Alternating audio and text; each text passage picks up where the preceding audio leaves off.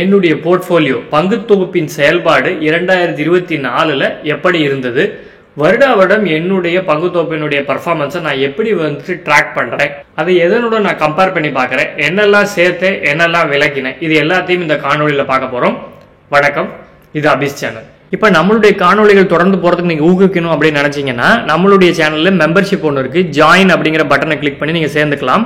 நம்மளுடைய சேனல்ல எந்த ஒரு காணொலிக்கு போனாலும் இந்த ஜாயின் அப்படிங்கிற பட்டன் இருக்கும். அந்த ஜாயின்ங்கிற பட்டனை கிளிக் பண்ணிட்டு ஜாயின் அப்படின்னு அங்க வரதுல நீங்க கிளிக் பண்ணி அதுல சேர்ந்துக்கிட்டீங்க அப்படின்னு சொன்னா மாதம் 29 ரூபாய் எடுப்பாங்க. எப்போ வேணாலும் கேன்சல் பண்ணிக்கலாம். இந்த ஜாயின் சேர முடியல, பல காரணங்கள் இருக்கு, கிரெடிட் கார்டு சரி இல்லை, இல்லாட்டி யூபிஐ பேமெண்ட் ஏத்துக்க மாட்டேங்குன்னு நினைச்சீங்கன்னா எந்த ஒரு காணொலிக்கும் போய் மொபைலா இருந்தால் நேரடியாகவே அந்த ஆப்ஷன் இருக்கும். ஒருவேளை லேப்டாப்பாக இருந்தால் இந்த 3 புள்ளியை கிளிக் பண்ணீங்கன்னா தேங்க்ஸ் அப்படின்னு சொல்லி வரும். இந்த தேங்க்ஸ்ங்கிறத கிளிக் பண்ணீங்க அப்படின்னு சொன்னா எவ்வளவு அமௌண்ட் நம்மளுடைய ஒரே ஒரு டைம்ல அந்த அமௌண்ட் சார்ஜ் செய்யப்படும். 40 ரூபாய் மினிமம் இந்தியாவை பொறுத்தவரை. நாட்டுக்கு நாடு மாறுபடும். எவ்வளவு வேணுமோ அவ்வளவுக்கு நம்ம கூட்டிட்டு நீங்க ஒரு தடவையில எவ்வளவு தரணும்னு நினைக்கிறீங்களோ தரலாம். சில நண்பர்கள் தந்தும் இருக்காங்க, அவங்களுக்கு மிக்க நன்றி.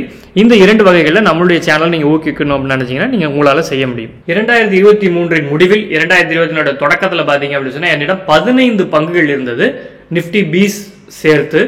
2024 முடிவில் இப்ப பாத்தீங்க அப்படின்னு சொன்னா வெறும் 13 பங்குகள் தான் இருக்கிறது, அதுவும் நிப்டி பீஸ் சேர்த்து தான். அப்போ தனிப்பங்குகள் அப்படின்னு பார்த்தோம்னா கிட்டத்தட்ட 12 தான் இப்ப இருக்கு, முன்னாடி 14 இருந்தது. 2 பங்குகள் குறைந்து விட்டது.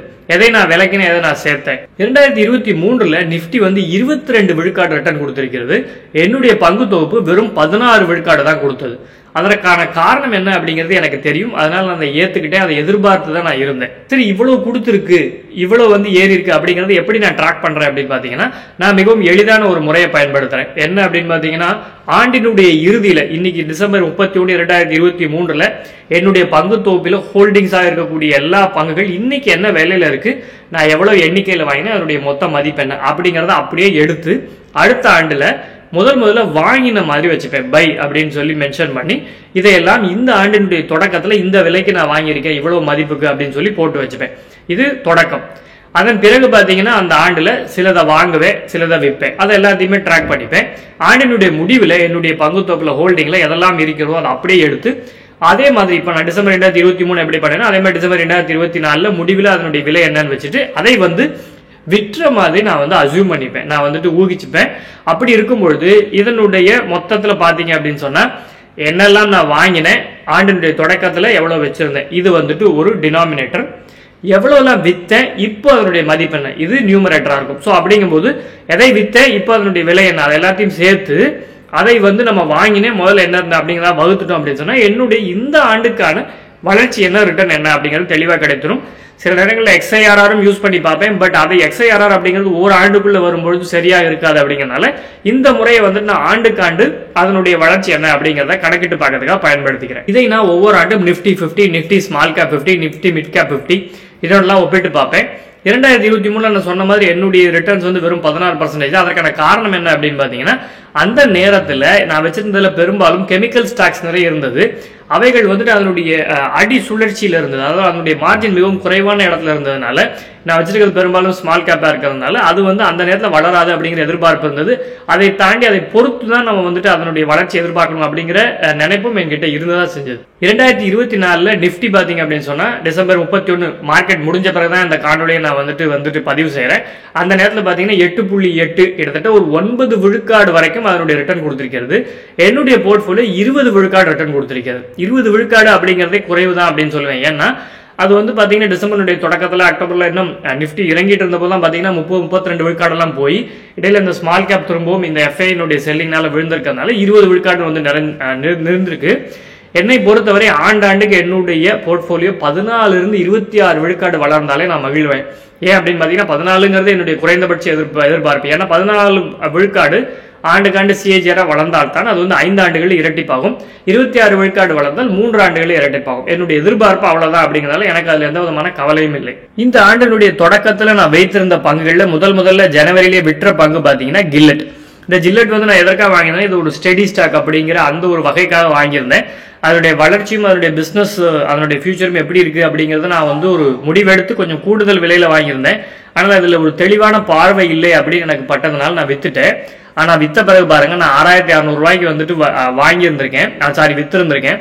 அது இன்னைக்கு 9535 ரூபா போயிடுச்சு. நான் விட்டுறதுக்கு அப்புறம் பாத்தீங்கன்னா 44 விழுக்காடு வளர்ச்சி. ஆனால் இதையெல்லாம் நம்ம வந்து யோசிச்சுட்டு இருந்தோம் அப்படின்னு சொன்னா ஒரு போர்ட்போலியோ மெயின்டைன் பண்ண முடியாது. அதே கதை தான் பேன் கார்பன். பேன் கார்பன்ங்கிறது வந்து ஒரு ப்ராஃபிட்டுக்காக வாங்கினேன், மிகவும் நல்ல ஒரு வேல்யூஷன்ல கிடைச்சிருக்கு, அது வந்து நல்ல ஒரு மதிப்பு போன பிறகு வித்தரலாம் அப்படின்னு வாங்கினேன். 472 ரூபாய்க்கு அதையும் ஜனவரி 2024 வித்துட்டேன். அப்ப வித்தப்ப கூட அதுக்கப்புறம் பாத்தீங்கன்னா அதனுடைய இப்ப மதிப்பு 560 ரூபாய் விலை போயிடுச்சு. 19 விழுக்காடு நான் வித்தல இருந்து வளர்ச்சி.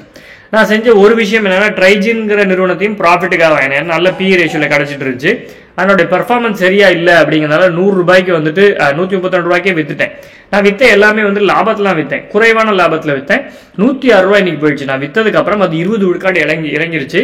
ஸோ இந்த விஷயத்துல நான் நினைச்சது வந்து சரியா தான் நடந்திருக்கு. அதை தாண்டி 2 பங்குகள் வந்து நான் விற்க வேண்டிய தேவை வந்தது. காஸ்மோ ஃபர்ஸ்ட் வந்து விட்டுறதற்கான காரணம் வந்துட்டு அதனுடைய பிசினஸ் மாடல் மாறுது அப்படிங்கிறதுக்காகவோ அந்த பங்கு மேல எனக்கு நம்பிக்கை போயிடுச்சு அப்படிங்கிறதுக்காகவோ இல்லை, அதை ஒரு வேற காரணம் நீங்க சொல்லக்கூடாத காரணத்துக்காக நாங்கள் வந்துட்டு அதை வித்தோம். அதே போல மால்கம் அப்படிங்கிற ஒரு பங்கையும் வாங்கியிருந்தேன். 1000 ரூபாய்க்கு வாங்கி 852 ரூபாய் இது நஷ்டத்தெல்லாம் வித்தேன். ஆனா இன்னைக்கு வந்து மால்கம் பாத்தீங்க அப்படின்னு சொன்னா 1500 ரூபாய் 1500 ரூபாய் போயிடுச்சு. நான் வாங்கினது இருந்து 50 விழுக்காடு வளர்ச்சி.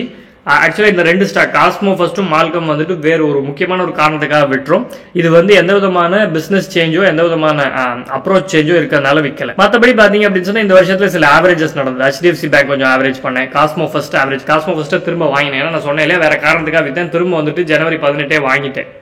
அப்புறம் பாத்தீங்க அப்படின்னு சொன்னா பாலிப்ளெக்ஸ் வாங்கினேன், கொஞ்சம் ஆவரேஜ் பண்ணோம். காஸ்மோ ஃபர்ஸ்ட் திரும்பவும் வாங்கினோம், ஏன்னா அதற்கான காரணம் வந்துட்டு அது நல்ல ஸ்டாக் நல்ல விலையில கிடைச்சு வச்சிருந்தேன், அதை வித்ததுனால திரும்ப ஆவரேஜ் பண்ணேன். அதை தாண்டி நிப்டி பீஸ் வந்து கொஞ்சம் இறங்கின போது ஆகஸ்ட்ல கொஞ்சம் வாங்கியிருக்கேன். புதிதாக இந்த ஆண்டுல சேர்த்தது அப்படின்னு பாத்தீங்கன்னா சேட்டியா இண்டஸ்ட்ரீஸ், இந்த ஒரே ஒரு நிறுவனம் மட்டும் தான் இந்த ஆண்டுல புதுசாக சேர்த்திருக்கேன். 2 நிறுவனத்தை 3 நிறுவனங்கள் வித்துட்டேன். மால்கம் இடையில வாங்கி இடையிலேயே வித்துட்டேன். இப்ப இந்த ஆண்டுல நான் வைத்திருந்த போர்ட்போலியோ பங்குகள், அதாவது இந்த ஆண்டினுடைய முடிவில் என்கிட்ட இருந்தது முதல்ல எப்படி இருந்தது இப்ப எப்படி இருக்கு அப்படின்னு பாத்தீங்கன்னா அதுல மிகவும் அருமையான ஒரு ரிட்டர்ன் கொடுத்த நிறுவனம் அப்படின்னு பாத்தீங்கன்னா சிடிஎஸ்எல் வந்து கிட்டத்தட்ட 89 விழுக்காடு இந்த வருஷம் வந்து 1 போனஸ் வேற கொடுத்தாங்க. 89 விழுக்காடு கிட்டத்தட்ட 100 விழுக்காடை நோக்கி இதனுடைய ரிட்டர்ன்ஸ் எனக்கு கொடுத்திருக்கு. இதுதான் பெஸ்ட் பெர்ஃபார்மிங் ஸ்டாக் என்னுடைய போர்ட்போலியோல. அது வந்து ரீசனும் இருக்கு, இதனுடைய வளர்ச்சி அதிகமா இருந்ததுனால தான் மார்க்கெட் வந்து அந்த அளவு கொடுத்திருக்கு. அவந்தி ஃபீட்ஸ் ஒரு ப்ராஃபிட்டுக்காக வாங்கின ஒரு நிறுவனம். அந்த நிறுவனம் பாத்தீங்கன்னா கிட்டத்தட்ட 46 விழுக்காடு ரிட்டர்ன் கொடுத்திருக்கு. கிரி இண்டஸ்ட்ரீஸ் பாத்தீங்க அப்படின்னு சொன்னா இதுவும் வந்துட்டு கோர்ட் ஆர்டர் ஒன்று வச்சு வாங்கணும் அப்படின்னு சொல்லியிருந்தேன், அது 45 விழுக்காடு கொடுத்திருக்கு. காஸ்மோ ஃபர்ஸ்ட் பாலிப்ளெக்ஸ் எல்லாம் அவருடைய அந்த மோசமான சைக்கிள்ல இருந்து மீறி அதுல இருந்து தப்பி வந்து அதனுடைய ப்ராஃபிட்டுக்காக வந்துட்டு இருக்கு. அந்த வகையில 43 விழுக்காடு கொடுத்திருக்கு. இது ஒரு ஸ்டெடி ஸ்டாக் ஜிஎம் ப்ரூவரிஸ் என்னை பொறுத்த வரைக்கும். அதுவும் இந்த ஆண்டு 34 விழுக்காடு வளர்ந்திருக்கு. காஞ்சி கற்பூரம் அதனுடைய லோவர் சைக்கிள்ஸ்ல இருந்து மாறி மார்ஜின் கொண்ட கூர்னதுனால 34 விழுக்காடு. ஜூபிலண்ட் ஃபுட் ஒர்க்ஸும் வந்து நான் growthக்காக வச்சிருக்கேன், அது ஒரு 27 விழுக்காடு. அதை தாண்டி நமக்கு வந்து பெரிதாக லாபம் கொடுக்காத, அதாவது 7 விழுக்காடு கூட வளராத நிறுவனங்கள் ix, HDFC bank, star paper, இதெல்லாம் வந்து ஆண்டினுடைய தொடக்கத்தில் நான் வாங்கின விலையிலிருந்து அந்த அளவு கூட இதெல்லாம் போகல. சேட்டியா இண்டஸ்ட்ரீஸ் இப்பதான் வாங்கியிருக்கேன், 12 விழுக்காடு வந்து இறங்கியிருக்கிறது. இந்த நிறுவனங்கள்ல பெரும்பாலும் நான் விற்கணும் அப்படின்னு நினைக்கிறதுனா அந்த அவந்தி ஃபீட்ஸா இருக்கட்டும், ஸ்டார் பேப்பர், இது மாதிரி சைக்கிளிக்கலா இருக்கக்கூடிய நிறுவனங்கள் 100% வந்தா வித்துட்டு வேற ஏதாவது நல்ல ஒரு பெர்ஃபார்மிங் ஸ்டாக் இருந்தால் ஆட் பண்றதுக்கூடிய வாய்ப்பு இருக்கு.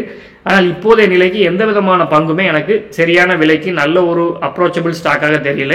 ஒன்னு மட்டும் நான் பார்த்துட்டு இருந்தேன், நம்ம ஏற்கனவே அந்த காணொலியும் சொல்லியிருந்தோம், அந்த ஜோதி ரெசின்ஸ் அண்ட் அட்ஹெசிவ் லிமிடெட், அந்த நிறுவனம் மட்டும்தான் நம்மளுடைய இப்போ என்னுடைய ரேடார்ல நல்ல ஒரு பங்கா இருக்கு, வாங்கலாமா அப்படிங்கிற ஒரு எண்ணம் இருக்கிறது. இந்த காணொலி வந்து என்னுடைய ஸ்டாக் போலிஃபர் நான் எப்படி பார்க்கறேன், என்னென்ன ஸ்டாக்கள் வாங்குறேன் அப்படிங்கிறதுக்காக கொடுக்கப்பட்ட ஒரு எஜுகேஷன் பர்பஸுக்கு மட்டும்தான். நாங்க வந்து செபி அப்ரூவ்ட் இன்வெஸ்ட்மெண்ட் அட்வைசரோ ரிசர்ச் அனலிஸ்டோ இல்லை. அதனால பங்குகளை வாங்கறதுக்கு முன்னாடி உங்களுடைய ஆராய்ச்சியை நல்லா செஞ்சுட்டு தயவு செஞ்சு வாங்க. எங்களுடைய காணொலி பிடித்தால் லைக் செய்யுங்கள், ஷேர் செய்யுங்கள், சப்ஸ்கிரைப் செய்யுங்கள், பெல் பட்டன் கிளிக் பண்ண நோட்டிபிகேஷன் உடனுக்குடன் வரும். நன்றி, வணக்கம்.